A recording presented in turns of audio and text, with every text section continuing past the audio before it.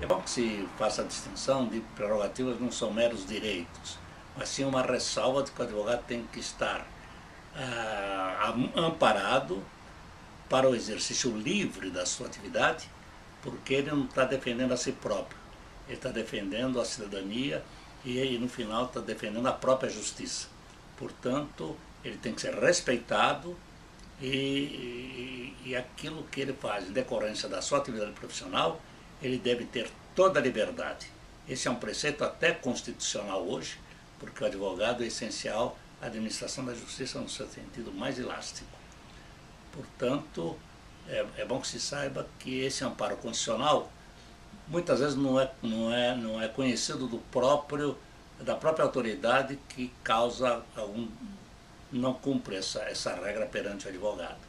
E isso pode sujeitá-lo, ainda que não exista, por enquanto, a tipicidade da criminalização da violação das prerrogativas dos advogados, apesar de um projeto em andamento e que está praticamente aprovado, mas mesmo assim, hoje a autoridade que pratica este ato que viola os direitos e as prerrogativas do advogado se sujeita a uma ação criminal de abuso de autoridade, além da defesa que a ordem faz através de colocá-lo em público do que praticou, através do chamado desagravo público.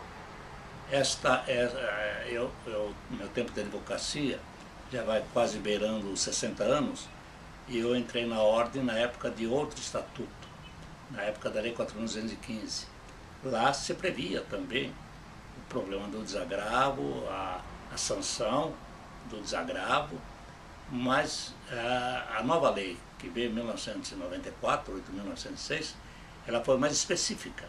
E o regulamento, que passa a ser uma norma também de caráter geral, ela estabelece com perfeita definição o que acontece quando o advogado é destratado e que enseja um processo.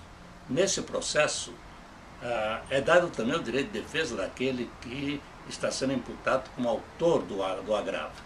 Ele tem 15 dias para se manifestar, para dizer o que quiser a respeito do porquê que aconteceu eventualmente aquela desavença ou aquilo que é considerado como desagravo, procurando justificar os seus atos, e aí esse processo ele é analisado pela Comissão de Prerrogativas, que dá o seu parecer na comissão. Que antes o número de desagravo era menor?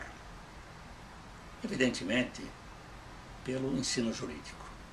Os advogados, os promotores, os juízes eram mais aprimorados no conhecimento jurídico. Então era difícil ter um embate, porque o juiz levantava um acidente processual numa audiência, o juiz já sabia como controlar aquilo, como defini-lo, como resolvê-lo, e não entrava em atrito, mesmo contrariando às vezes o postulado pelo advogado. Fazia com elegância. Então o conhecimento jurídico impedia muitas vezes hoje esse tipo de comportamento. Com essa proliferação de faculdades, com essa proliferação de bacharéis em direito que se tornam advogados, se tornam juízes, se tornam promotores, muitos deles, infelizmente, não têm uma cultura sólida para o exercício da sua atividade. E com isso entram em atritos. Quando eles não sabem, eles entram em atrito.